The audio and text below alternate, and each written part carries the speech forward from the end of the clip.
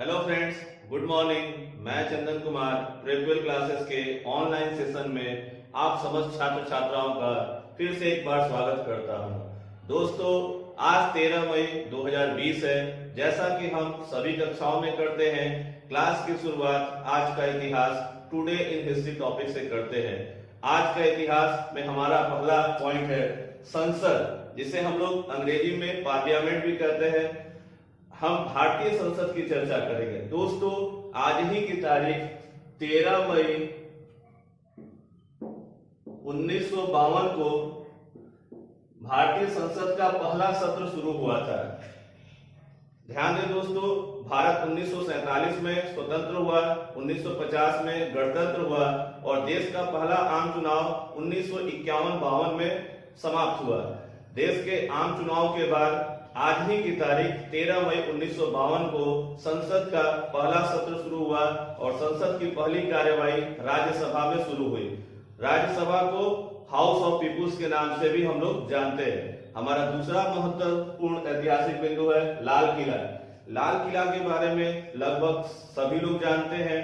2007 में इसे विश्व विरासत घोषित किया गया।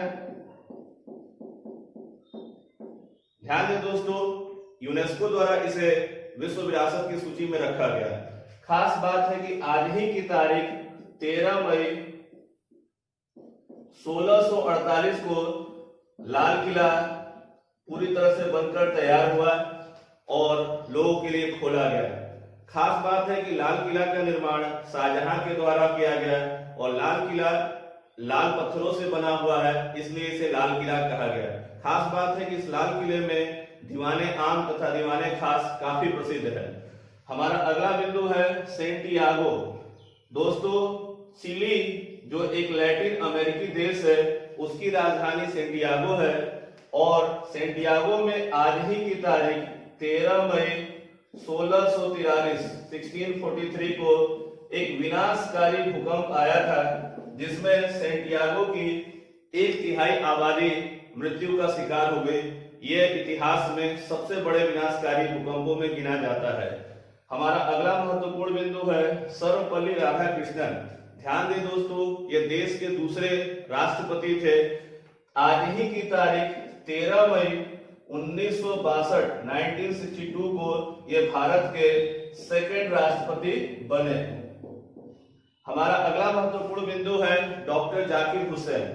डॉक्टर जाकिर हुसैन भी आज ही की तारीख 13 मई 1967 को भारत के तीसरे राष्ट्रपति बने और खास बात है कि ये भारत के पहले अल्पसंख्यक राष्ट्रपति बने।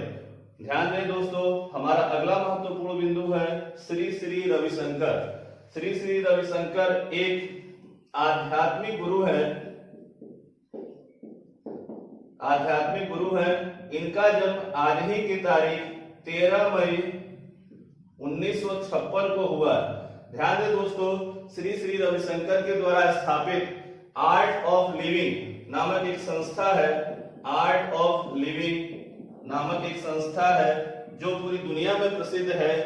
यह दुनिया में लोगों को जीवन जीने की कला सिखाती है।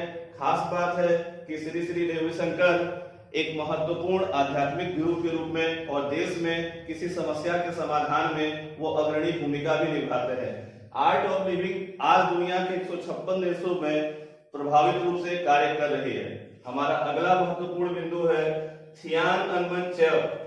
ध्यान दें दोस्तों, इसको मोस्ट इंपॉर्टेंट करेंगे। थियानअनमन चौक चीन में स्थित है। आज ही की तारीख 13 मई 1989 को लोकतंत्र की बहाली के लिए 2000 प्रदर्शनकारियों ने आमरण अनशन शुरू किया था। तो चलते हैं हम लोग अपने करंट अफेयर सेशन की ओर। आज का हमारा पहला करंट अफेयर्स है फेड कप हर्ट अवार्ड। ध्यान दें दोस्तों, यह अवार्ड भारत की टेनिस खिलाड़ी सानिया मिर्जा को मिला है। सानिया मिर्जा को, इन्हें आप लोग भली भांति पर पहचानते होंगे। दोस्तों, सानिया मिर्जा ने भारत के लिए टेनिस में कई महत्वपूर्ण ट्रॉफियां जीती। फेड कप हर्ट अवार्ड की घोषणा 1 मई से की गई थी। इसके अंतर्गत जो व्यूअर्स होते हैं वो वोटिंग के माध्यम से खिलाड़ी चुनते हैं। एशिया पैसिफिक क्षेत्र से सानिया मिर्जा का नामांकन हुआ था और इस अवार्ड को जीतने वाली ये भारत की पहली टेनिस खिलाड़ी हैं। फेड कप हर्ट अवार्ड के तहत $2000 US डॉलर इनामी राशि है। सानिया मिर्जा ने ये सारी इनामी राशि तेलंगाना मुख्यमंत्री राहत कोष में कोविड-19 की लड़ाई के लिए दे दिया है। हमारा अगला महत्वपूर्ण करंट अफेयर्स है दीपा मलिक। इनका संबंध पैरालंपिक खेलों से है। पैरालंपिक खेलों से है। ध्यान दें दोस्तों, इन्होंने 2016 में हुए रियो डी जेनेरो में रजत पदक जीता था। ध्यान दें दोस्तों, दीपा मलिक सुर्खियों में इसलिए है क्योंकि इन्होंने संन्यास की घोषणा कर दी है। संन्यास की घोषणा कर दी है। दीपा मलिक राजीव गांधी खेल रत्न पुरस्कार पाने वाली भारत की पहली महिला खिलाड़ी भी है। ध्यान दें दोस्तों, इनके संन्यास का मुख्य कारण यह है कि यह पैरालंपिक समिति में अध्यक्ष पद पर चयनित होने वाली है। हमारा अगला महत्वपूर्ण बिंदु है केम्पेगौड़ा अंतरराष्ट्रीय हवाई अड्डा। यह हवाई अड्डा बेंगलुरु शहर में है। बेंगलुरु जो भारत के कर्नाटक राज्य से संबंधित है, यह कर्नाटक की राजधानी भी है। केम्पेगौड़ा अंतरराष्ट्रीय हवाई अड्डा को एशिया तथा मध्य एशिया भारत क्षेत्र का सर्वश्रेष्ठ हवाई अड्डा का अवार्ड दिया गया है। ध्यान दें दोस्तों, यह एक अत्याधुनिक हवाई अड्डा है जो पूरी दुनिया में प्रसिद्ध है। तो आप लोग याद रखेंगे केम्पेगौड़ा अंतरराष्ट्रीय हवाई अड्डा कहाँ स्थित है? बेंगलुरु में।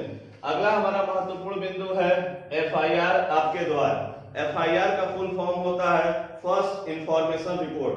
दोस्तों, आज डेट में सबसे बड़ी समस्या क्या होती है कि कोई घटना हो जाती है तो पुलिस द्वारा जल्दी FIR रजिस्टर्ड नहीं किया जाता है। मध्य प्रदेश की सरकार ने एक बहुत ही बेहतरीन योजना शुरू कर रखी है कि जहां कहीं भी घटना हो उसे आपको डायल 100 के तहत पुलिस बुलानी है। पुलिस वैन के माध्यम से जो कांस्टेबल आएगा वहीं आपका FIR रजिस्टर्ड कर लिया जाएगा। खास बात यह है कि संगीन अपराधों का FIR थाने से संबंधित रजिस्टर्ड होगा, परंतु नॉर्मल सभी तरह के FIR यहीं पर आपके दरवाजे पर ही होगा। ठीक है दोस्तों, इसे जरूर ध्यान रखेंगे। अगला है झारखंड सरकार। ध्यान दें दोस्तों, इस समय कोविड का दौर चल रहा है। देश में हर राज्य की सरकारें कुछ न कुछ कर रही है। झारखंड सरकार ने भी अपने राज्य के बच्चों का शिक्षा का नुकसान न हो, इसलिए दूरदर्शन के साथ मिलकर ध्यान देंगे दोस्तों, दूरदर्शन के साथ मिलकर अपने राज्य सरकार के बच्चों की पढ़ाई को शुरू करने का फैसला लिया है। यह एक ऐतिहासिक फैसला है और बच्चों के लिए सराहनीय भी होगा, क्योंकि इस समय सभी बच्चे घरों पर हैं, स्कूल अभी खुलने वाले नहीं हैं। आपको हम थोड़ी जानकारी दे दें। झारखंड भारत का एक आदिवासी बहुल राज्य है। झारखंड प्राकृतिक संसाधनों से परिपूर्ण है। इसके वर्तमान में CM हेमंत सोरेन है तथा यहाँ की गवर्नर द्रौपदी मुर्मू है। हमारा अगला महत्वपूर्ण बिंदु है ऑलिव रिडले कछुए। ध्यान दें दोस्तों, यह बहुत ही महत्वपूर्ण है। ऑलिव रिडले कछुए ये IUCN की रेड डाटा बुक में है, क्योंकि ये एक संकटग्रस्त कछुए की प्रजाति है। ये कछुए की प्रजाति हिंद महासागर, अटलांटिक सागर और प्रशांत महासागर में पाई जाती है। खास बात है कि ये कछुए भारत में प्रजनन के लिए उड़ीसा के तट पर आ जाते हैं। लगभग 2 लाख कछुए इन दिनों ये आए हुए हैं। ध्यान दें दोस्तों, ये ऑलिव रिडले कछुए एक मांसाहारी कछुए हैं और इसका काफी महत्व है। ये यहाँ प्रजनन करते हैं और प्रजनन के बाद पुनः वापस लौट जाते हैं। अगला टॉपिक है आरोग्य संजीवनी। दोस्तों, अपने देश की सबसे प्रतिष्ठित bank state bank of India के द्वारा एक हेल्थ इंश्योरेंस आरोग्य संजीवनी के नाम से जारी किया गया है। ध्यान दें दोस्तों, आरोग्य संजीवनी के अंतर्गत जो भी कोई व्यक्ति इस हेल्थ इंश्योरेंस को लेगा और वो बीमार पड़ता है तो भारत के किसी भी हॉस्पिटल में 1 लाख रुपए से 5 लाख रुपए तक का बीमा कवर दिया जाएगा। दोस्तों, स्टेट बैंक ऑफ इंडिया की स्थापना 1955 में हुई। इसका हेडक्वार्टर मुंबई में है। ध्यान दें दोस्तों, स्टेट बैंक ऑफ इंडिया ने हाल ही में ऑस्ट्रेलिया में अपनी पहली शाखा खोली है। ध्यान, ऐसा करने वाला स्टेट बैंक देश का पहला बैंक है। हमारा अगला महत्वपूर्ण बिंदु है अखिल कुमार। अखिल कुमार का संबंध मुक्केबाजी से है। ध्यान दें दोस्तों, ये एक महत्वपूर्ण ओलंपियन रहे हैं। अखिल कुमार को अभी हाल ही में नाडा द्वारा अपनी अनुशासन समिति में रखने की घोषणा की गई है।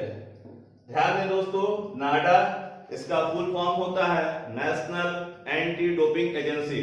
नाडा की स्थापना 2005 में हुई तथा इसका मुख्यालय दिल्ली में है।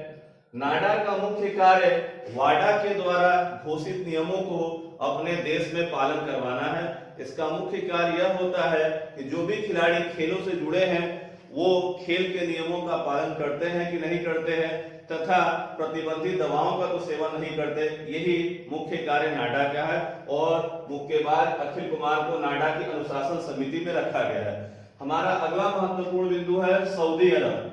हाल के दिनों में सऊदी अरब कई घटनाओं की वजह से सुर्खियों में रहा, क्योंकि अभी हाल ही में सऊदी सरकार ने नाबालिगों की फांसी पर रोक लगा दी और अपने यहाँ महिलाओं के लिए लगातार सुधार करते चला जाए। परंतु आज का जो हमारा कारण है सऊदी अरब की चर्चा, इसका मुख्य उद्देश्य यह है कि सऊदी सरकार ने अपने यहाँ वैट 5% से बढ़ा करके 15% करने की घोषणा कर दी है। ध्यान दें दोस्तों, सऊदी अरब में 2017 से पहले किसी भी प्रकार का कोई टैक्स नहीं लगता था, परंतु 2017 के बाद अंतर्राष्ट्रीय बाजार में कच्चे तेलों की कीमतों में लगातार गिरावट आती चली गई। अपनी अर्थव्यवस्था को सुधार करने के लिए सऊदी अरब ने अपने यहाँ वैट की शुरुआत की। इस दौरान इधर कोविड के कारण अंतर्राष्ट्रीय बाजार में मांग और कम हो गई। इस वजह से सऊदी की सरकार ने अपने यहाँ वैट को 5% से बढ़ाकर 15% करने की घोषणा की है और यह 1 जुलाई 2020 से लागू होगा। हमारा अगला महत्वपूर्ण बिंदु है नियमित एकल जज पीठ। ध्यान दें दोस्तों, ये मोस्ट इंपॉर्टेंट होगा। क्यों? क्योंकि 1970 से पहले भारत में एकल जज पीठ की व्यवस्था थी, परंतु वो रेगुलर नहीं थी। परंतु 2019 में सुप्रीम कोर्ट के नियमों में कुछ सुधार किए गए और उसी नियम के तहत यह व्यवस्था की गई कि देश में नियमित एकल जज पीठ की स्थापना होगी। 13 मई 2020 आज से ही देश में नियमित एकल जज पीठ की शुरुआत हो रही है। यह देश में जमानत, अग्रिम जमानत तथा ऐसे मामलों की सुनवाई कर सकेगी जिसमें 7 वर्ष तक की सजा होगी। ध्यान दें दोस्तों, सुप्रीम कोर्ट देश का सर्वोच्च न्यायालय है और वर्तमान में उसके मुख्य न्यायाधीश जस्टिस बोबड़े हैं। ध्यान दें दोस्तों, हमारा अगला महत्वपूर्ण बिंदु है प्राणवायु कार्यक्रम। प्राणवायु कार्यक्रम को बेंगलुरु महानगर पालिका के द्वारा चलाया गया है। इसका मुख्य उद्देश्य है कि कोविड से कैसे लड़ा जाए, कैसे अपने हेल्थ की जांच की जाए, इसी के लिए प्राणवायु कार्यक्रम को चलाया गया है। खास बात है दोस्तों, अक्सर एग्जाम में प्रश्न पूछ लेता है कि बेंगलुरु किस नदी के तट पर है। दोस्तों, बेंगलुरु वृषभावती नदी के तट पर स्थित है। बेंगलुरु कर्नाटक का राजधानी है और खास बात है कि बेंगलुरु में ही इसरो का हेडक्वार्टर है। और ध्यान दें दोस्तों, बेंगलुरु को आईटी सिटी ऑफ इंडिया भी कहा जाता है। वर्तमान में कर्नाटक के सीएम सिद्धारमैया है। हमारा अगला महत्वपूर्ण बिंदु है सुरक्षा स्टोर। ध्यान दें दोस्तों, इस तरह के स्टोर के खोलने की अनुमति खाद्य सुरक्षा मंत्रालय के द्वारा की गई है। खाद्य सुरक्षा मंत्री रामविलास पासवान है। दोस्तों, यह एक कार्यक्रम है जिसके अंतर्गत देश भर में जो फुटकर दुकान वाले हैं उनको एक ट्रेनिंग दी जाएगी कि कैसे कोविड से लड़ा जाए और कैसे अपने यहाँ जो आने वाले ग्राहक है उनसे सोशल डिस्टेंसिंग बनाए रखी जा सके, ताकि इसके पेशेंट बढ़ ना सके। यही कार्यक्रम खाद्य सुरक्षा मंत्रालय के द्वारा सुरक्षा स्टोर के तहत चलाया जा रहा है। दोस्तों अगली खास बात यह है कि 12 मई 2020 को भारतीय प्रधानमंत्री नरेंद्र मोदी ने देश के लिए, जो हमारे देश में कंपनियां तथा लोग आर्थिक संकट से जूझ रहे हैं, इसके लिए 20 लाख करोड़ रुपए का एक बहुत बड़े राहत पैकेज की घोषणा की है। अब इसके बारे में हम लोग आगे जानकारी जब हमारे देश की केंद्रीय वित्त मंत्री निर्मला सीतारमण यह घोषित करेंगी और बताएंगे बिंदुवार कि किस विभाग को, कौन से सेक्टर को कितना दिया जाएगा, तो हम उसकी चर्चा करेंगे। दोस्तों अगर आपको हमारा वीडियो अच्छा लग रहा हो तो इसे लाइक करें, सब्सक्राइब करें, शेयर करें तथा बेल आइकन का बटन दबाना ना भूलें। और दोस्तों सबसे खास बात यह है कि आप अपना कमेंट जरूर लिखें, क्योंकि कमेंट से हमें यह महसूस होता है कि हमारे में क्या कमी है या कौन सी चीजों की आपकी डिमांड है, तथा ताकि हम अपनी व्यवस्था को और बेहतर कर सके। नमस्कार दोस्तों।